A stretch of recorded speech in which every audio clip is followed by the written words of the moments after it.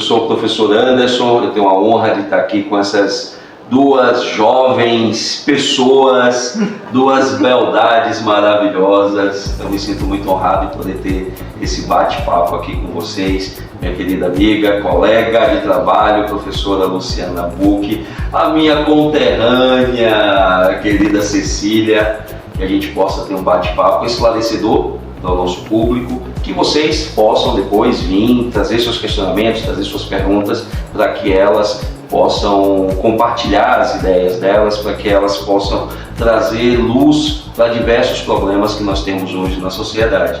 E aí eu peço licença a vocês para a gente iniciar com a Luciana Buck, além da nossa amizade, além da nossa do nosso coleguismo, né, no segmento de educação, a gente também tem afinidade enquanto empresários, enquanto empreendedores. E já indo direto, sem muito rodeio, sem muita conversa que não seja objetiva, como é que você vê hoje o empreendedorismo na nossa cidade de Salvador e você, enquanto candidata e sem eleita for, de que forma você conduziria essa linha tão necessária e importante para o desenvolvimento econômico, mas também para o desenvolvimento social? Porque a falta do empreendedorismo hoje, Cecília, numa cidade como Salvador, num estado como a Bahia, que tem índices altíssimos de desemprego, ela acaba sendo a mola propulsora para o desenvolvimento social. Por favor, Lu. Não, tem um lado positivo e tem um lado negativo do empreendedorismo. Você quer começar por qual? À sua disposição. Aqui, pessoal, eu gosto muito daquela fala: bendito sois vós entre as mulheres, então eu sou um abençoado nesse momento, tu que comanda. Então vamos lá, vamos falar de desafios, né? Quais são os nossos principais desafios quando a gente fala de empreendedorismo? É um desafio de Salvador, mas é um desafio também da Bahia.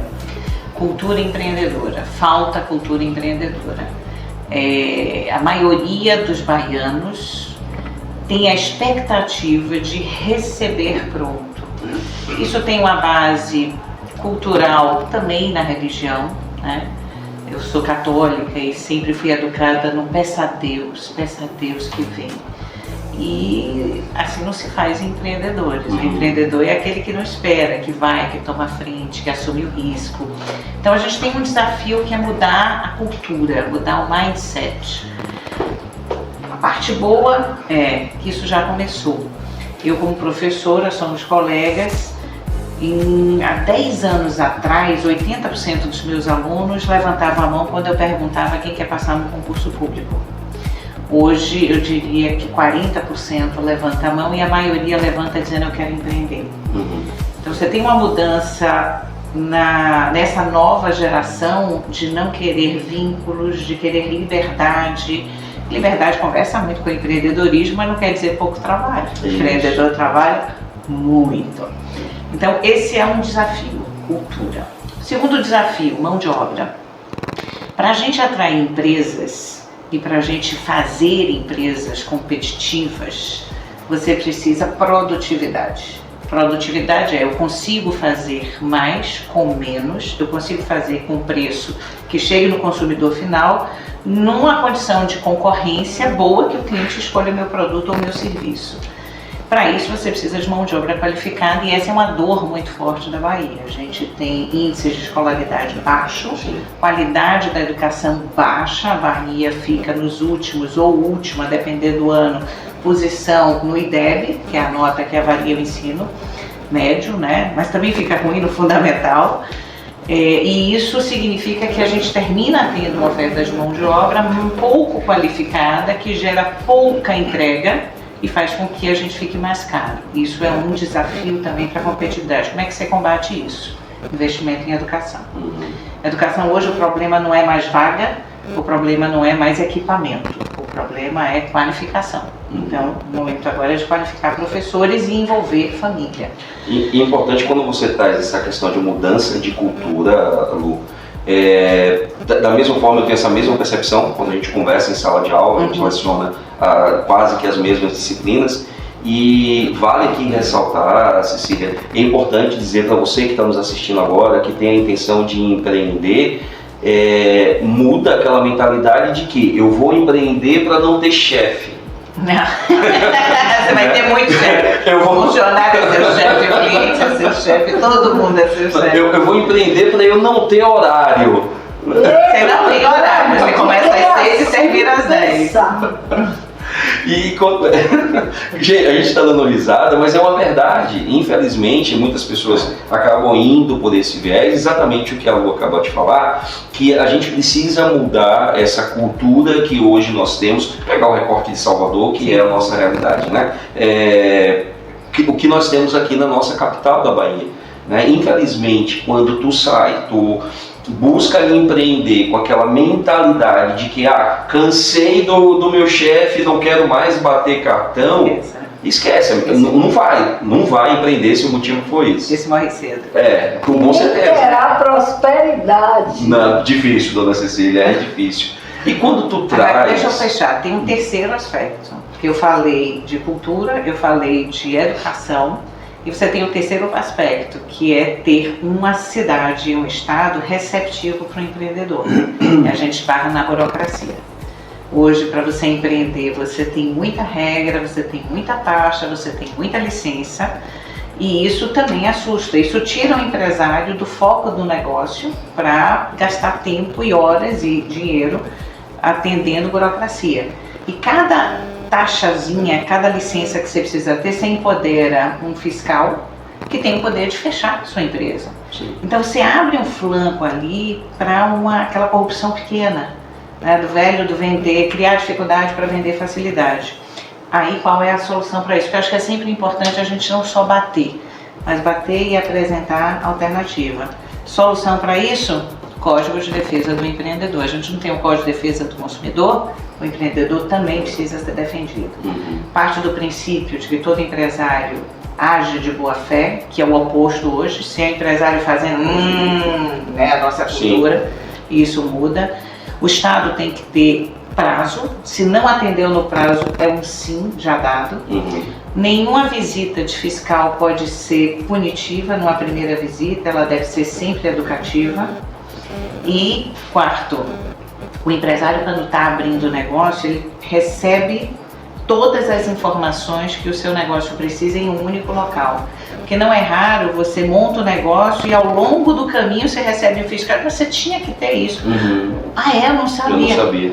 Aí vai dizer, mas ninguém é dado o direito de desconhecer a lei. Como é que você pode conhecer a lei se por dia são feitas 850 leis no Brasil, desde a Constituição de 88? Então, esses são os principais pontos, não são os únicos, mas são os principais pontos que norteiam o Código de Defesa do Empreendedor, que já foi implantado em outras cidades, sempre foi um projeto do Partido Novo. E aí eu trouxe ele como bandeira em 2020, estou de novo como bandeira em 2024, porque se a gente trabalhar nesses três pilares, cultura, leva tempo, mas já começou. Mão de obra é qualificar. Em 8 anos você faz uma nova geração e produtiva. E desburocratizar, isso dá para fazer na canetada. Perfeito, perfeito. E quando a gente linka diretamente o empreendedorismo à educação, eu acredito que a gente comungue da mesma opinião, é levar de fato a educação ao empreender para dentro da base, dentro das escolas. Que as crianças que hoje estão estudando, que estão lá no ensino fundamental, desde o aprendizado, iniciando a escrever as letrinhas do nome, iniciando a colocar os números, a fazer somas simples, que a cultura do empreendedorismo inicia ali na base fundamental. E eu diria que a gente tem um desafio surgindo aí, que já está batendo na porta, que é a inteligência artificial. A inteligência artificial já começou a substituir uma série de profissões. Novas profissões surgirão. Como e em que habilidades nós devemos preparar a nossa mão de obra? Porque você precisa dar independência financeira para o cidadão. Independência financeira parte do princípio de que ele tem uma atividade produtiva que lhe produz renda. Sim. E a gente vai ter uma série de profissões que vão desaparecer e uma série de pessoas com mão de obra desqualificada para as novas profissões que surgirão. Então, isso traz, você fala do empreendedorismo na escola, muito mais do que o empreendedorismo, também as habilidades de saber questionar.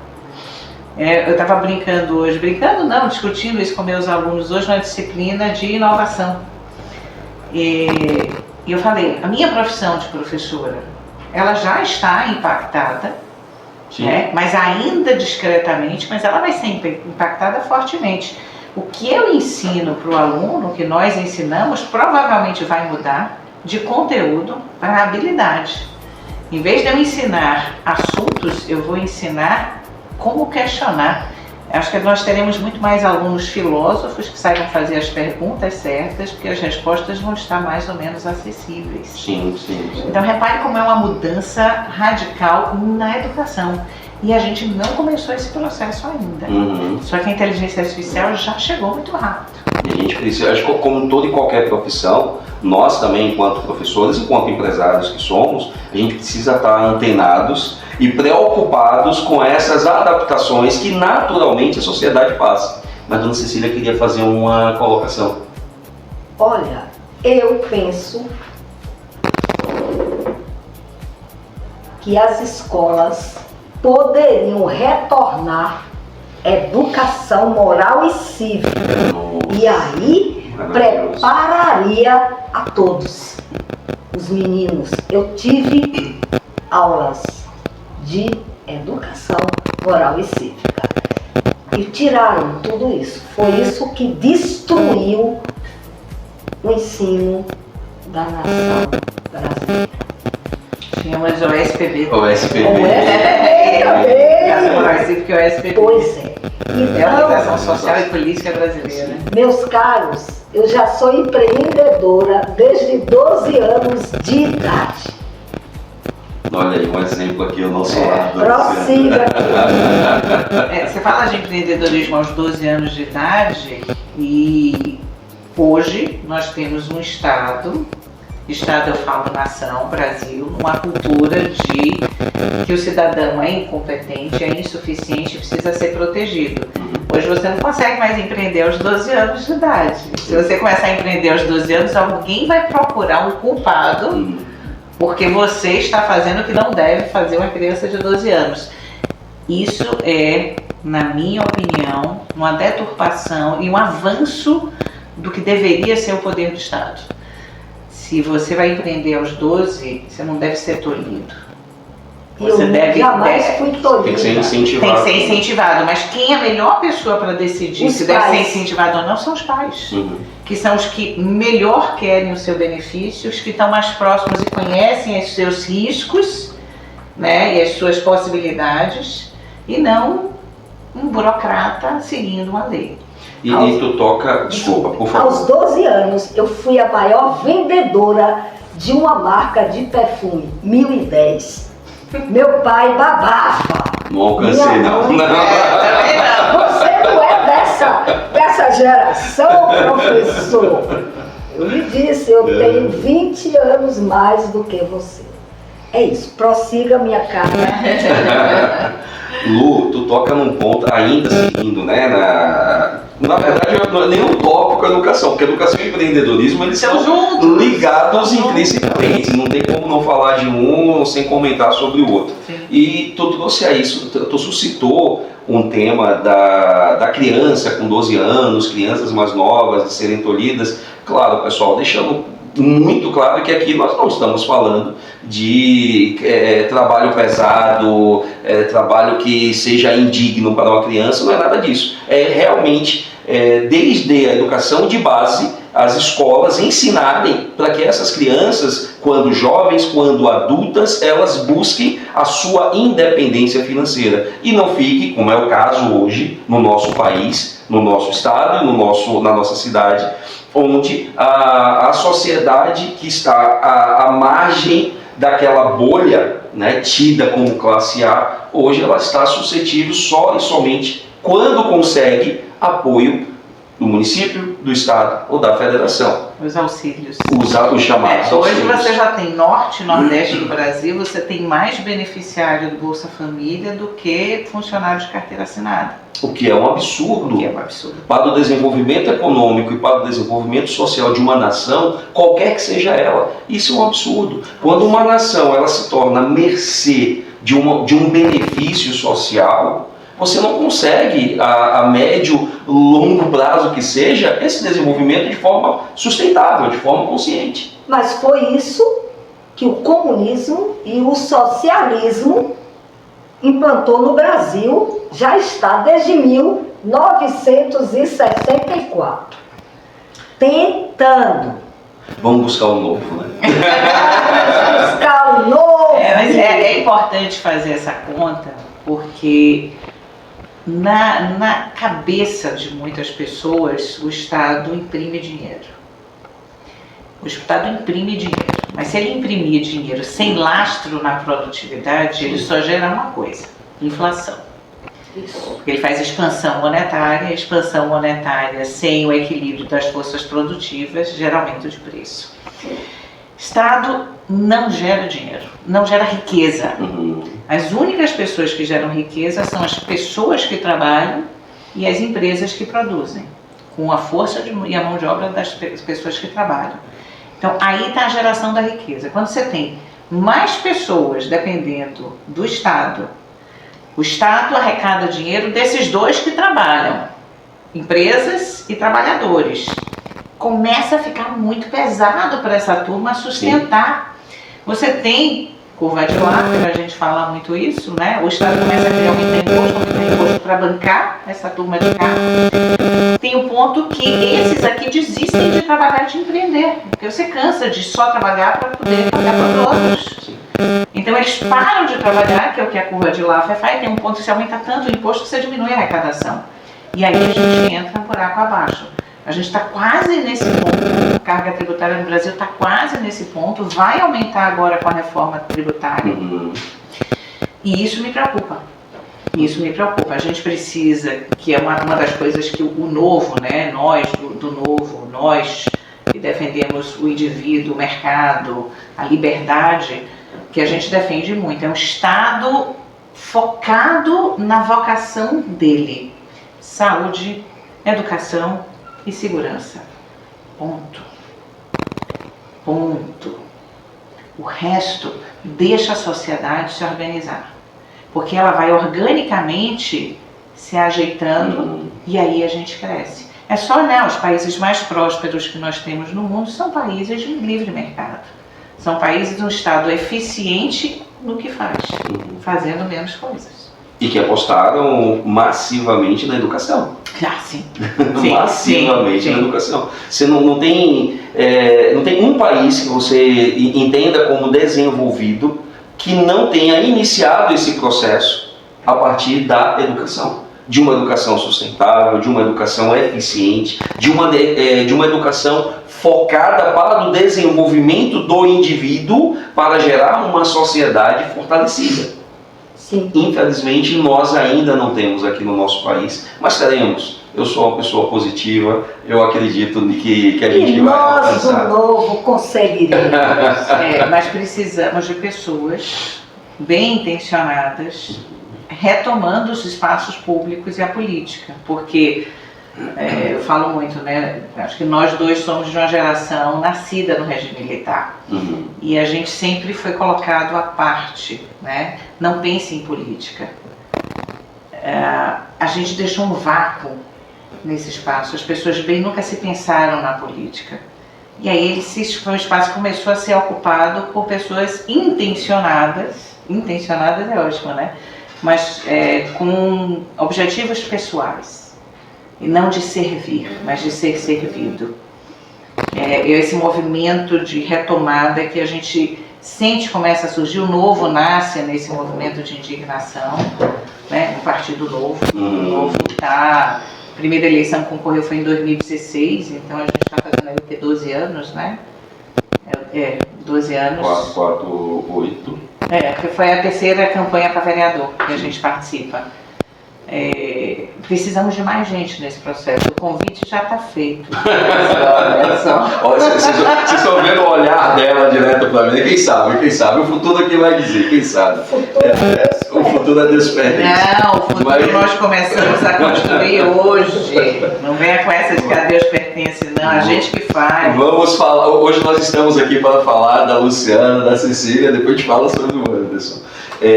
Engraçado, Luke, quando tu fala isso de ocuparmos os espaços enquanto sociedade, os espaços políticos, é muito comum. Eu acredito que vocês duas também já tiveram essa experiência. Você me fez lembrar, em rodas de conversas com os amigos. Pessoal, eu sou idealizador de um projeto social, a Luciana já participou com a gente, a Rota do Bem, causas sociais, causas políticas, né? Eu venho cada vez mais me envolvendo. Ainda não sou uma pessoa política no sentido de ser candidato, mas quem sabe, né, futuramente. E era muito comum eu ouvir: política eu não me envolvo, política eu não me meto. Não, tu tem que se envolver, tu tem que se meter, porque primeiro, é um direito seu, é um direito nosso enquanto cidadão. E eu vou um pouquinho além, é uma obrigação, e é um pouco do que você acabou de trazer. Nós, enquanto sociedade, nós precisamos nos dar a obrigação de nos intrometermos na política da nossa cidade, do nosso estado, do nosso país, justamente para mudar, para modificar, para transformar. E dentro dessa fala de transformação, tem mais um ponto que eu queria falar contigo, Lu, que é a respeito do cuidado que os políticos precisam ter com o nosso dinheiro. Com o dinheiro público, com o seu dinheiro que está nos assistindo agora. Porque é importante que os políticos tenham esse cuidado, e é importante também que você cobre para que o seu político, para que o meu político, quem nós vamos votar, que ele cuide do nosso dinheiro. Eu queria que você falasse a respeito. Vamos lá, essa coincidentemente ou não coincidentemente é minha terceira bandeira, né?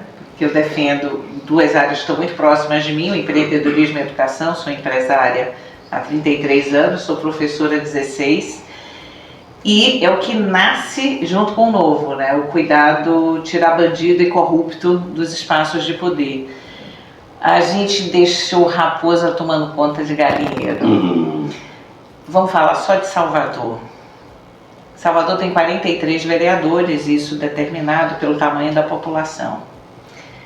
Se você perguntar para qualquer pessoa quantos assessores o vereador precisa para fazer um bom mandato, e um bom mandato significa fazer leis ou revogar leis, eu sou mais dessa segunda linha, e fiscalizar as contas do prefeito. Essas são as duas principais tarefas. A maioria das pessoas falam 4, 5, o mais exagerado fala 10. Hoje em Salvador, o vereador pode ter até 20 assessores. 20 assessores pagos com dinheiro público.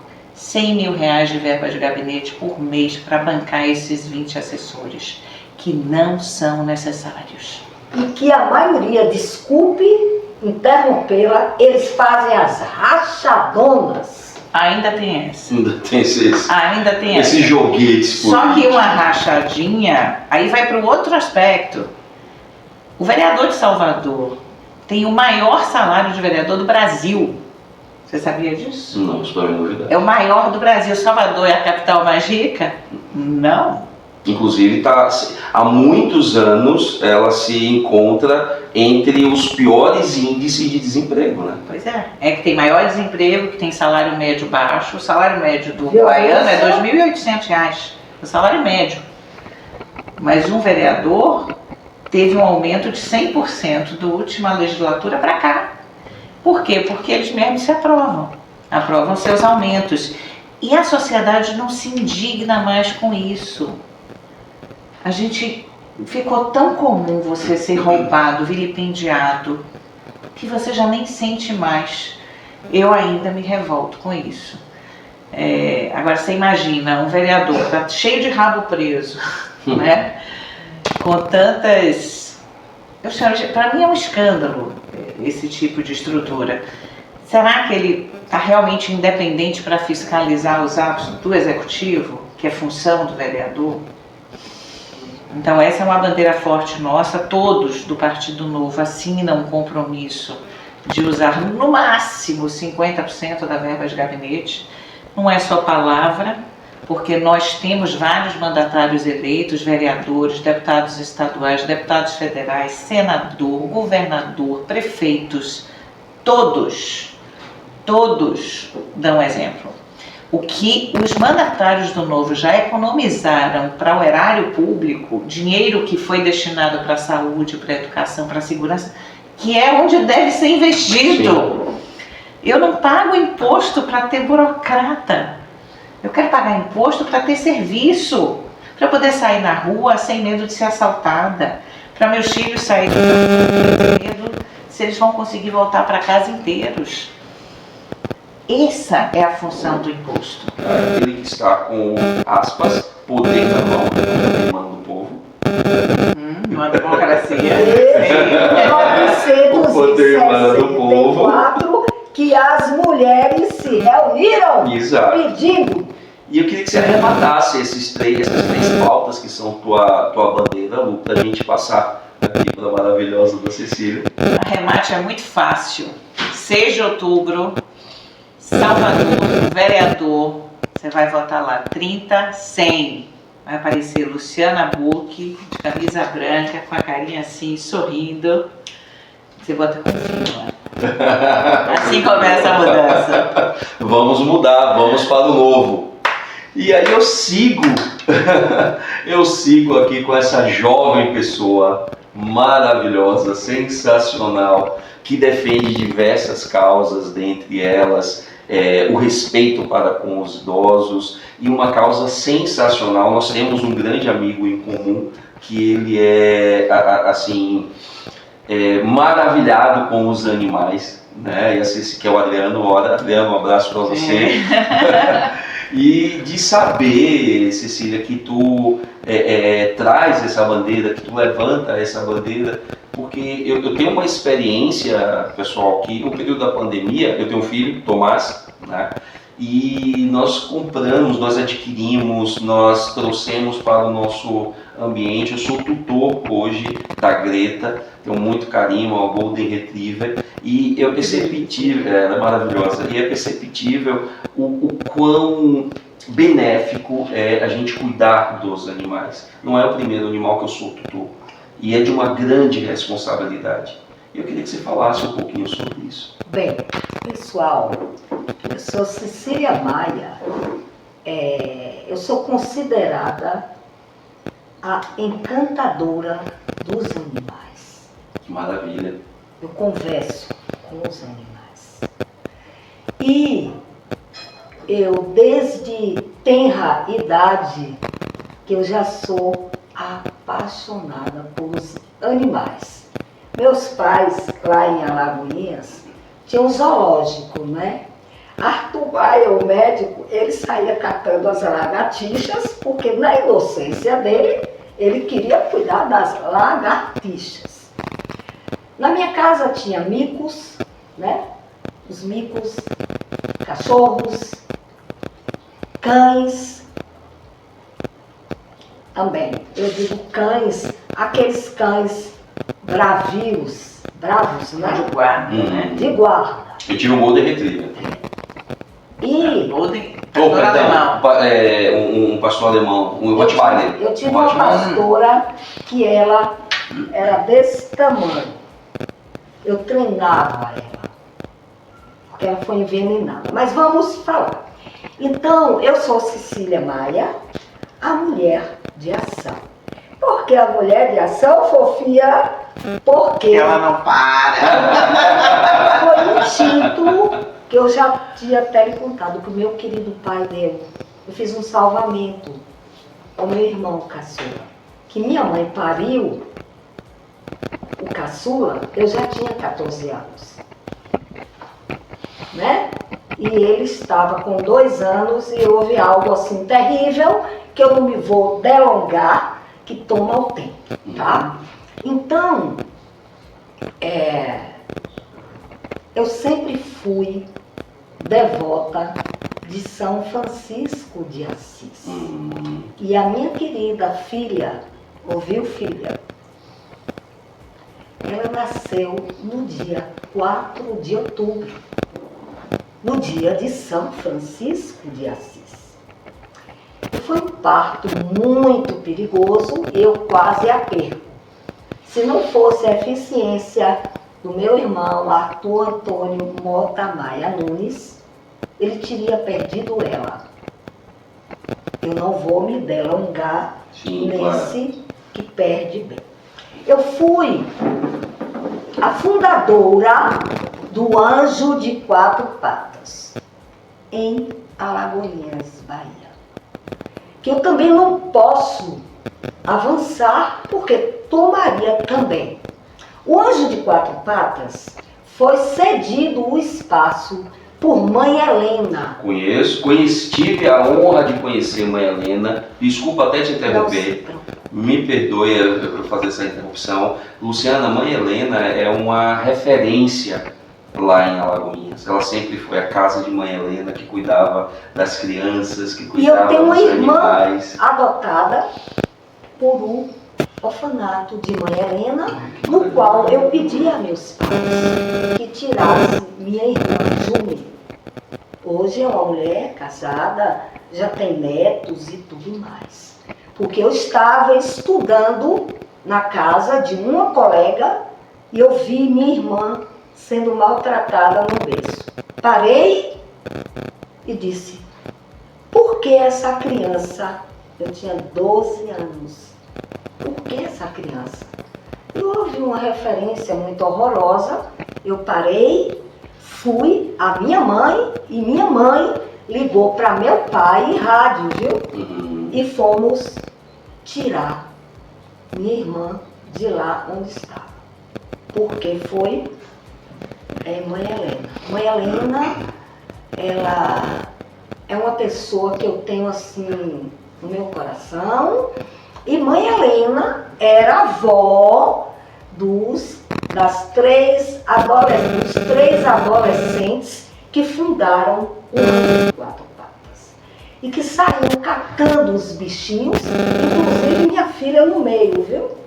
Minha filha, Silvana Argolo, se você estiver me ouvindo, hoje, e os filhos do Antônio Argolo, que são meus melhores amigos, tá? Então houve uma história de luz. Com certeza, com certeza. E Dona Cecília, ou Cecília Maia, né? Não precisa me chamar de Dona Cecília. Tá joia, tá joia. Então, prosseguindo. Eu nasci no dia da música. Eu nasci no dia do teatro. Foi. Que maravilha! Então, por isso que nós... E no dia da empregada doméstica. Eu esteve algum dia lá, 23 de janeiro, foi o dia que eu nasci. Eu nasci no dia 22 de novembro de 1953. Aí, é o dia da música. Foi Cecília, o nome dela era Cecília. Ela era uma burguesa que fazia muita caridade e ela era musicista. Tocava flauta, harpa. Então, a mamãe disse ao meu pai, né, que ela foi me parir em própria. Aí disse assim, meu bem, porque ela chamava ele de Dinho, e ela Didinha. É um tratamento que meus pais... Carinhoso. Foram as melhores pessoas que eu conheci em toda a minha vida. O que eu devo a Deus, aos meus avós, paterno e materno, e aos meus pais. Tudo, tudo. E se existir, eu digo ao mundo, eu disse hoje ao meu TI, se existir uma forma de eu voltar de novo, eu quero voltar ou como mãe ou como filha dos meus pais e dos meus avós. Maravilha. Então, é isso. Eu, com 12 anos, eu já fui empreendedora, conforme eu lhe disse. Eu fui uma jovem que eu estudei na Faculdade Santíssimo Sacramento, que eu estudei muito lá antes também. de existir a própria faculdade. Eu fui normalista, que hoje é pedagogia, né? Deixa eu fazer uma parte aqui, já que as nossas vidas se cruzam. Santíssimo Sacramento, quem fundou Foi uma prima minha. Olha. Para... Irmã Sacramento. Irmã? Zaira pra gente. Pois. Então, eu Não à toa nós estamos reunidos nesse momento. descobri até a posição por causa da entesopatia, que eu não posso ficar muito tempo na mesma posição. Eu fui a aluna mais peralta do Colégio Santíssimo Sacramento. Não sei porquê. Eu também não fazia a Que menor ideia. surpresa. Também absurdo. Não sei se vocês que conhecem a Cecília deduziria Agora, isso. eu só fazia o bem, mas eu era peralta. Fui a melhor e fui mesmo. As freiras me queriam em tudo quanto era teatro, poesia, tudo. Eu tenho foto, agora que vai pedir licença uma parte sou eu. Eu tenho uma foto de um desfile quando eu estudei lá no Santíssimo Sacramento. Eu vou pedir para minha mãe, vou te mostrar, aí você manda para ela. Eu desfilando naquele teatro lá do Santíssimo Sacramento, todo engravatadinho, todo engomadinho, cabelo partido do Mas lado. você foi de uma época quando o Santíssimo não era unissex. Só Era mulheres. unissex, isso. Não, só mulheres e o Inter. A sua época era só mulheres, eu já fui unissex. Então, a minha traquinagem foi tamanha que minhas colegas, porque nós estamos descontraídos, e é bom que eu relate. Minhas amigas de sala, na época dos desfiles, ficavam gozando com minha cara. Olha a rabada. Era eu e minha querida e amada Luciana, o nome era Luciana Xavier, pequenininha. Aí as duas combinamos, eu disse, eu juro que eu mais nunca vou desfilar. Quando chegou na praça, eu prendi a respiração e desmaiei. Nossa! Mas eu não desmaiei, não. Foi para que eu Você encenou o Isso. desmaio. desmaiei mesmo. Fez uma traquinagem. Uma traquinagem. Pronto. Bem, aí o que é que ocorre? Vamos voltar. Fui a melhor aluna de português, inglês, francês, história, biologia, mas eu era péssima em matemática. Era das humanas. Das humanas. Uma coisa incrível. Eu tinha aula de canto na época, né? Então, Prodilce, ela era nossa instrutora, né, no momento de hasteamento, de canto e tudo mais. Eu estudei em laboratório de música. Ines Farani, lembra? Não é da minha época, eu não alcancei. Porque temos uma diferença de 20 e poucos anos. Em 20 anos, só Muita 9% das coisa empresas muda, sobrevivem. O que é que ocorreu? Eu estudava acordeon por método junto com minha mãe, que ela também gostava de música. Então, fui estudando. Eu fui de uma época que eu me tornei, com 13 anos, a maior datilógrafa do Brasil. Eu estudei. Meu pai me deu de presente uma Olivetti azulzinha. Nossa, você me trouxe, licença Cecília, você me trouxe, não sei se acontece com tudo. Às vezes a gente fala sobre, na nossa época, nós somos um pouco contemporâneos, que eu cheguei a fazer um curso de datilografia. Eu sou mais velha, viu? Um pouquinho só. Eu cheguei a fazer curso de datilografia. Se a gente fala sobre isso, datilografia, hoje em sala de aula, o pessoal não sabe, não tem a menor ideia do que seja. Eu tenho uma tia-avó que ela foi empresária de datilografia na Bahia. Ela tinha o escritório Iaiá, Isabel. Ela tinha o escritório de datilografia, entregava a mulheres numa época que mulher não trabalhava. Então, ela já era uma feminista, já era uma libertadora, ela era desquitada, que é uma coisa estranhíssima para a época. Sim. Ela que sustentou a filha, a ajudou a criar os netos E todos os advogados da Bahia eram clientes dela, porque todos iam para o escritório dela, ela datilografava as laudas. Exato.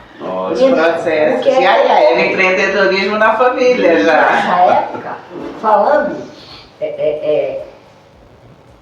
o curso, 6 meses, máquinas pesadas. E eu me tornei a melhor. Então, meu pai e minha mãe ficavam encantados com isso. E mandaram buscar em São Paulo uma máquina Olivetti. Eu já ganhava. Já era a elétrica? Não. A elétrica apagava. Não, era aquelas ainda, mas a nossa, que eu ganhei, era desse tamanho. Porque tinha uma pequenininha, que tinha verde e azul. A minha era É o nosso assim. notebook de hoje, netbook de hoje. Eu tinha uma em casa maiorzinha branca. Minha filha, meus filhos, eu ganhei, foi dinheiro. Com 12 anos. Com 12 anos. Datilografia. Fazendo o trabalho das colegas, né? Das pesquisas. E eu cobrava. Tá certo. Eu cobrava. Tem um trabalho digno, tem que ser remunerado, lícito. Bem, aí foi ocorrendo, eu continuei, fiz o curso ginasial e produziu-se, continuando a aula de canto, tá? Era até o quarto, porque naquela época ginasial era diferente. Mudou. Eu concluí minha vida toda com 16 anos, fiz o primeiro vestibular em medicina, não passei em medicina, passaria se eu tivesse para a enfermagem, mas eu não queria. Já estava ali, talvez, a sua vocação de servir. O meu irmão Arthur Maia, ele foi o único, foi considerado no Brasil, foram 4 que ele passou em medicina. Com 15 anos. Foi famoso, passou nas televisões da época e tudo. Pequenininho, porque Arthur, além de ser pequenininho, eu e a testa dele é incrível. Então, ele passou na faculdade católica de medicina. Né? Bem, aí ele foi para a faculdade e eu já fiquei injuriada na época, né? Que eu não passei, né? Que eu sou mais velha do que ele. E ele era o melhor. Tá? Ele era mesmo, dentre outros que eram considerados gênios. Eu lembro bem o dono do Dínamo, que um deles Estudei lá no Dínamo também. foi José Alfredo. Ele me dava aula de física no científico. E Jurandir foi meu professor, é um dos donos do Dínamo, Jurandir, lembra dele? Lembro. Ele está velhinho, meu querido. Ele me dava aula de biologia. Lu, quando eu fui rever, meu querido, ele parou a aula e disse, olha, vocês sejam bons alunos em biologia, eu conto Cecília, eu fiquei, porque eu fui rever, que eu passei tempo fora de Salvador, de Alagoinhas, e tempo fora daqui. Então, o que ocorreu? Meu primeiro trabalho remunerado. Empreendedora desde novinha. Sim, mas na prefeitura municipal, ajudando no projeto da delegada escolar Prodilce, que na época não existia direto para ensino, um projeto, foram 100 e poucos treinados para dar aulas para quem não sabia ler. Analfabetismo. Até hoje eu sei o método, entende? E aí fizemos, aí veio, passando, né? Completei 17 anos, fiz outro vestibular, perdi de novo, e eu já injuriada. O segundo... Era matemática. Calo ainda não pede muito. Né? Veio o concurso, então, tinha 2 vagas.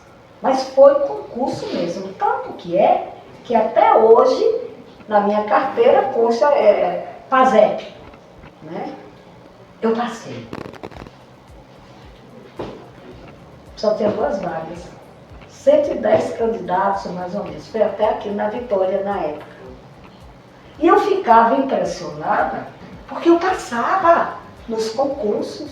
E era difícil, porque existiam...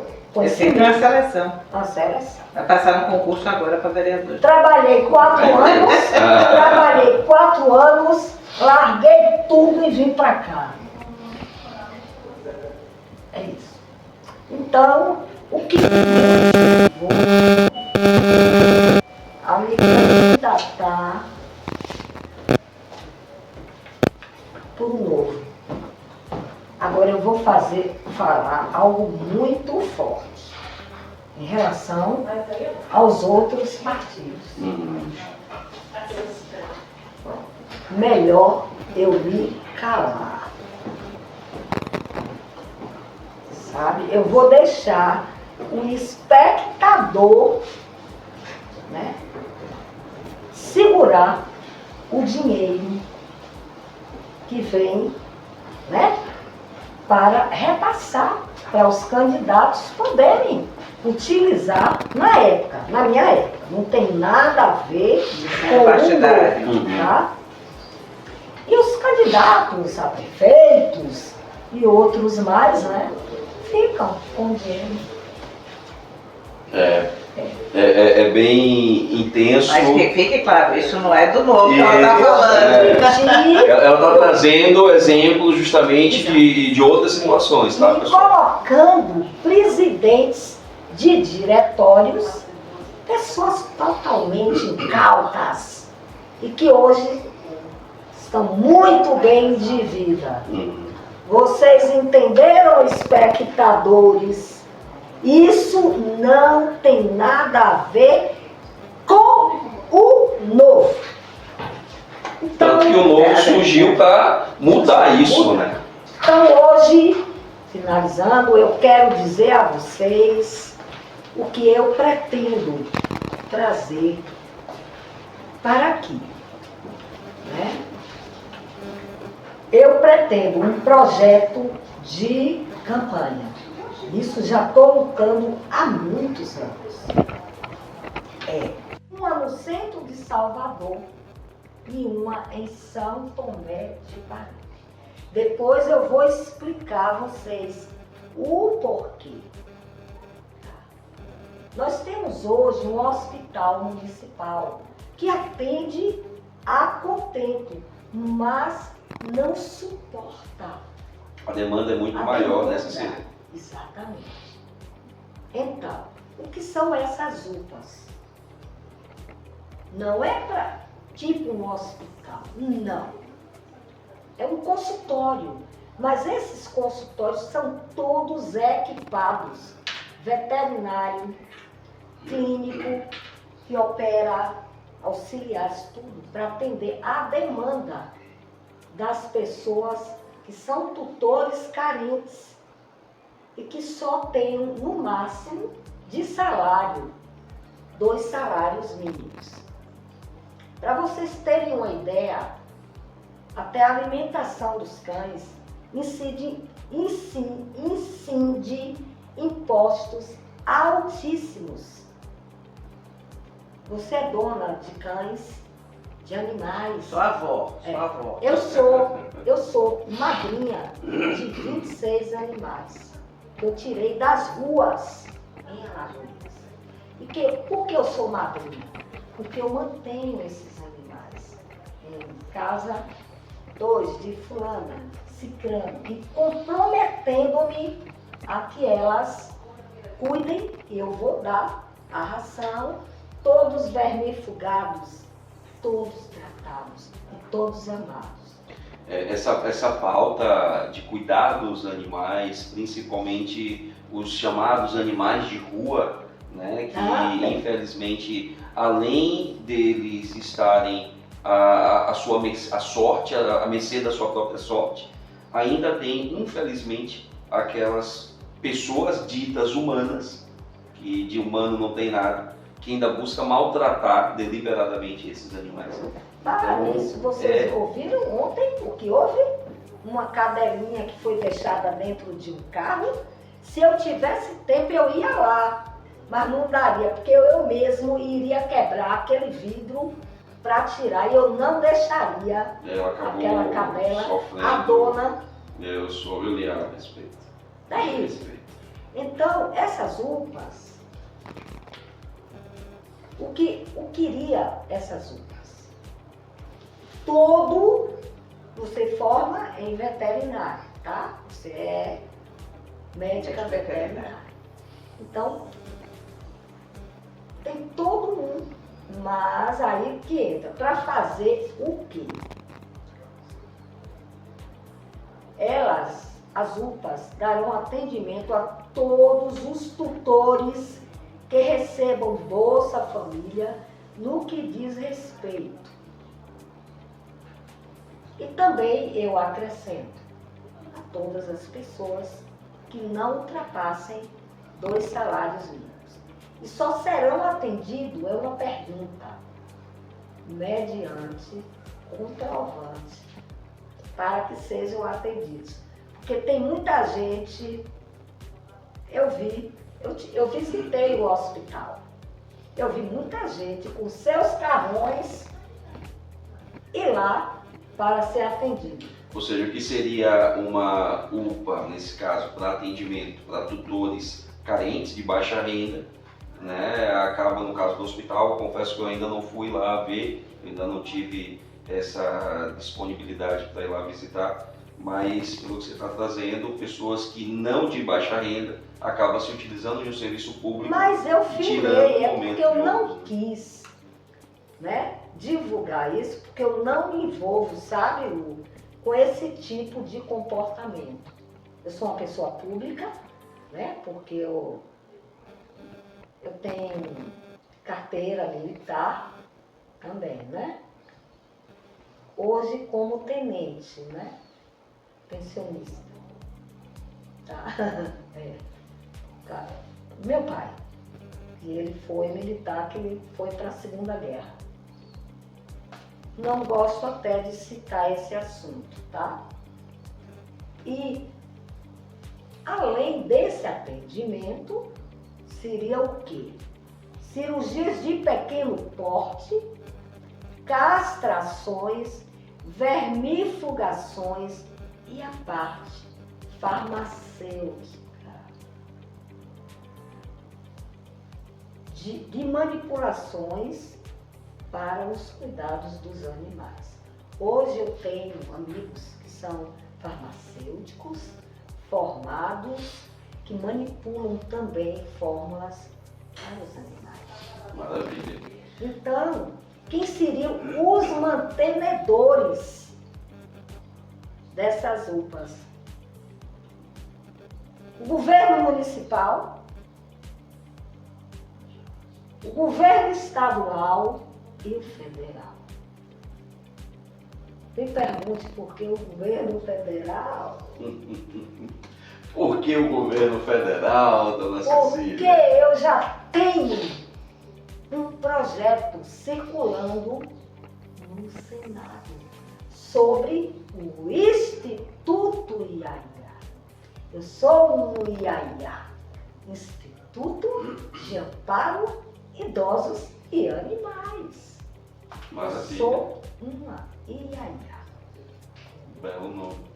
Cecília, nós estamos chegando aqui no nosso limite de tempo, né? Assim, igualmente como eu fiz com a querida maravilhosa Luciana, eu peço para você, por favor, trazer para a gente, trazer para os telespectadores que nesse momento estão nos assistindo, que participaram conosco, que nos deram a honra dessa audiência, as suas considerações finais, a sua fala, pelo menos nesse momento, né? A sua fala para os nossos telespectadores de momento. Bem, as minhas considerações finais é que eu peço a vocês, votem também numa IAIA, principalmente os idosos, né? Vocês já têm uma defensora dos direitos fundamentais dos idosos. Hoje eu falei um pouco sobre os direitos fundamentais. Não falei tudo, eu apenas o que eu faria.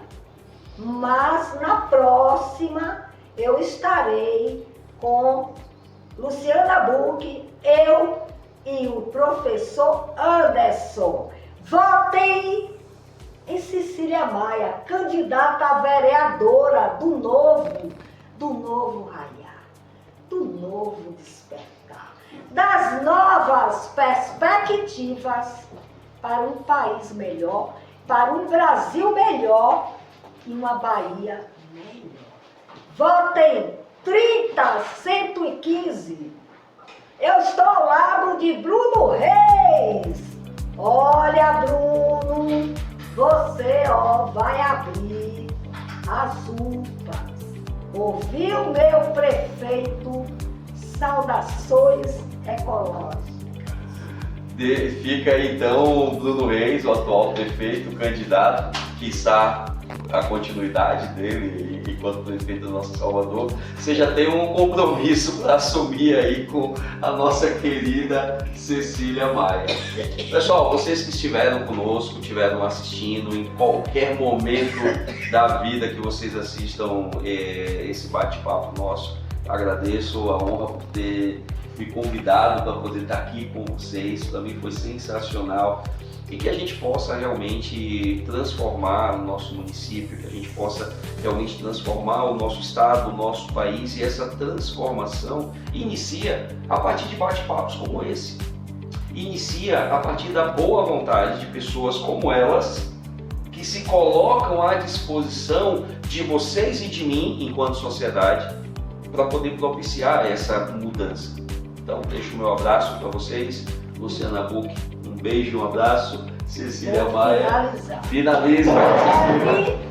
O nosso programa não ficará só nas eleições. Nós teremos um programa semanal, 2 vezes na semana.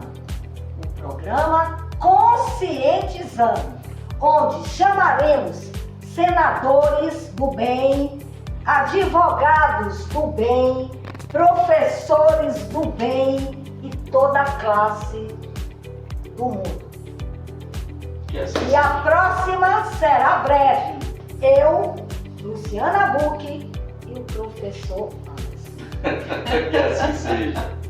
Um abraço, pessoal. Ficamos por aqui.